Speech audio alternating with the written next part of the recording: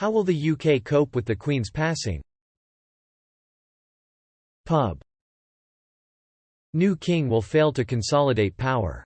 Rebellion in the north and rumours of an army of the undead beyond the wall will appear. I've only been to the UK twice in my life, but if I had to guess, drinking. They're going to drink about it. Edit. Looks like it happened. Cheers lads and ladies, drink up. 90% of us are just wondering if we will get an extra day off work. I guess Elton John will have to repurpose another old song. Maybe Crocodile Rock? Rocket Ma'am. Promote a pawn to a new queen? By following this D-Day in the hours after the Queen's death, a call cascade will take place informing the Prime Minister, the Cabinet Secretary, Britain's highest-ranking civil servant, and a number of the most senior ministers and officials. The PM will be informed by the Queen's private secretary, who will also tell the Privy Council Office, which coordinates government work on behalf of the monarch. Internally, the day will be referred to as D-Day. Each following day leading up to the funeral will be referred to as D+1, D+2, and so on. The royal household will issue an official notification, delivering the news to the public. A call script for departmental permanent secretaries outlining how to break the news to their ministers, seen by Politico, instructs them to say, "We have just been informed of the death of Her Majesty the Queen." Ministers will be told that discretion is required. Ministers and senior civil servants will also receive an email from the Cabinet Secretary, a draft of which reads, "Dear colleagues, it is with sadness that I write to inform you of the death of Her Majesty the Queen." Upon receipt of this email, flags across Whitehall will be lowered to half-mast. The aim is that this can be done within 10 minutes. In an exercise undertaken several years ago, Downing Street raised concerns that this would be impossible as it does not employ a flag officer and was not certain there will always be somebody present who is able to lower the flag. One No. 10 official warned the Prime Minister's team risk public anger if an external contractor has to be called in and the flag can't be lowered quickly. The issue is now believed to have been resolved, according to a government official. In a sign of the times, many of the immediate plans relate to social media. The royal family's website will change to a black holding page with a short statement confirming the Queen's death. The UK government website Governor UK will display a black banner at the top.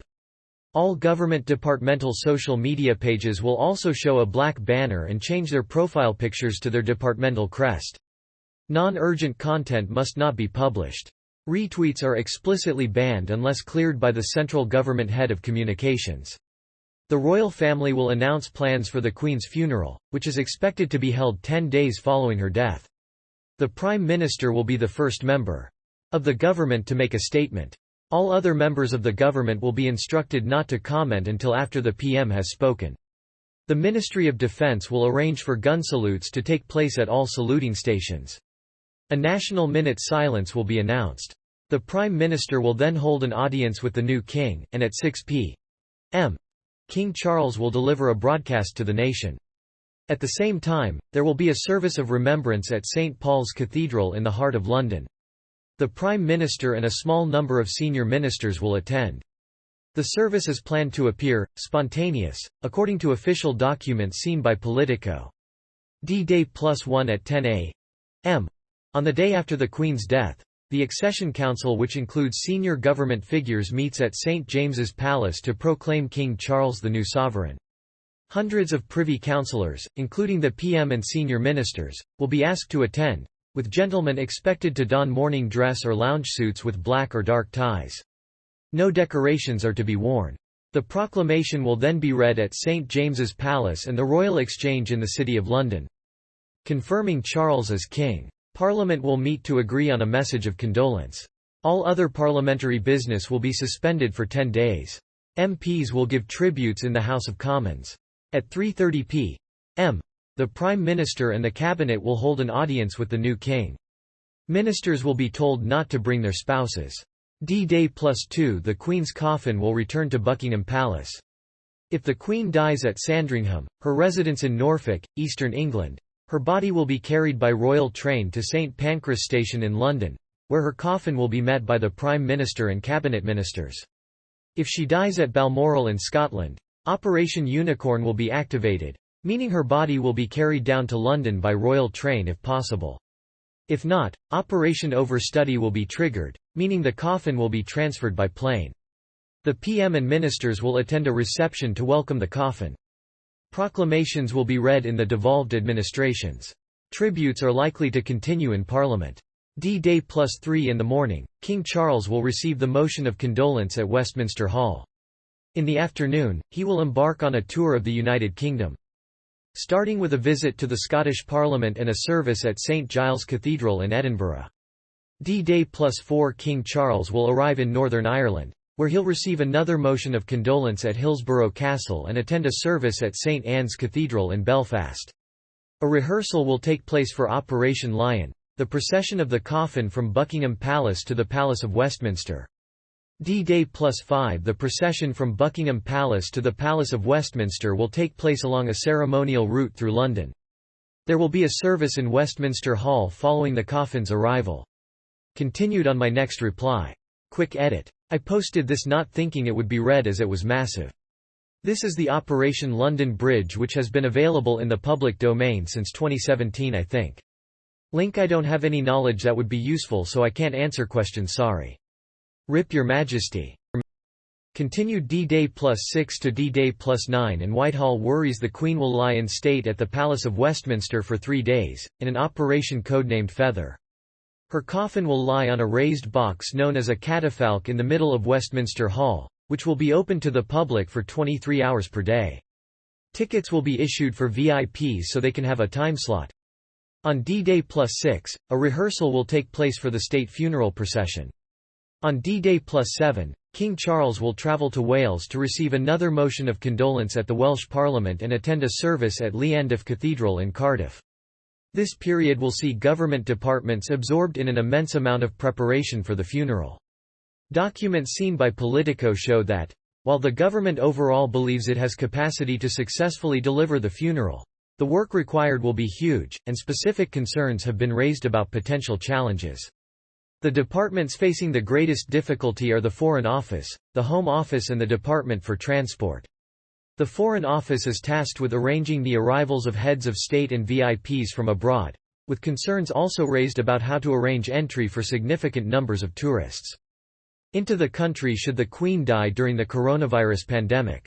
The Home Office is responsible for security arrangements, and the government's National Security Secretariat and intelligence services will be on high alert for any increased terror threat. The Department for Transport has raised concerns that the number of people who may want to travel to London could cause major problems for the transport network, and lead to overcrowding in the capital. In a striking assessment of the scenes that could unfold, one memo warns of a worst-case scenario in which London literally becomes full, for the first time ever, as potentially hundreds of thousands of people try to make their way there with accommodation, roads, public transport, food, policing, healthcare and basic services stretched to breaking point. Concerns have also been raised about a shortage of stewards for crowd control purposes. The Prime Minister and the Queen have agreed that the day of the state funeral will be a day of national mourning. This has also led to planning issues. The day will effectively be a bank holiday, although it will not be named as such. If the funeral falls on the weekend or an existing bank holiday, an extra bank holiday will not be granted. If the funeral falls on a weekday, the government does not plan to order employers to give employees the day off. The documents say that is a matter between employees and their staff. D-Day +10 The state funeral itself will be held at Westminster Abbey. There will be a 2-minute silence across the nation at midday. Processions will take place in London and Windsor. There will be a committal service in St George's Chapel at Windsor Castle, and the Queen will be buried in the castle's King George VI Memorial Chapel. TL. Dr. 10 Days of Stuff. Checkmate is declared and France is immediately challenged to a rematch. Charles will be so excited to finally be king he'll kick over from a heart attack. If she passes, or has already, today, we'll be welcoming in a new PM and new monarch in the same week. I'm not sure how that would affect me personally, if at all, but it's certainly going to create a chaotic transition period. Edit. And there we go. Announced almost as soon as I posted this. 625 days from outlasting Louis XIV. To be fair, he became a king when he was a child. Had the same happened to Queen Elizabeth II, she would have surpassed him in the 2000s.